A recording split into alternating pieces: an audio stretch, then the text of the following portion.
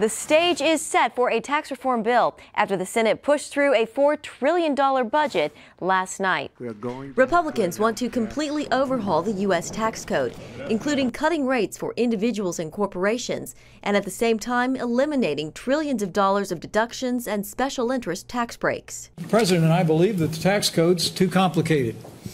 Maybe some of you agree. Vice President Mike Pence touting tax reform in New York. The truth is that the American people spend millions of hours and billions of dollars filling out our taxes every year, and I'm anxious to hear if people around this table have that feeling as well.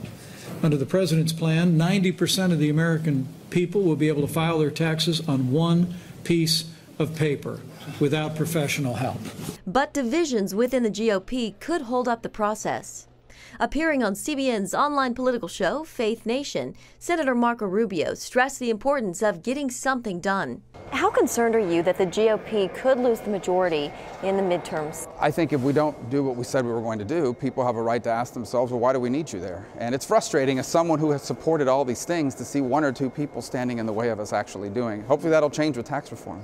Democrats blasted the GOP budget, saying it will shower benefits on top bracket earners, corporations, business partnerships, and people inheriting multi-million-dollar estates. But I think it is terribly important, and I really do appeal to the media, to allow for a serious discussion on what I consider to be the cruelest and most unfair budget presented by the majority party in the modern history of this country. We beat the Trump healthcare scam twice, and we're going to beat him a third time on his tax scam.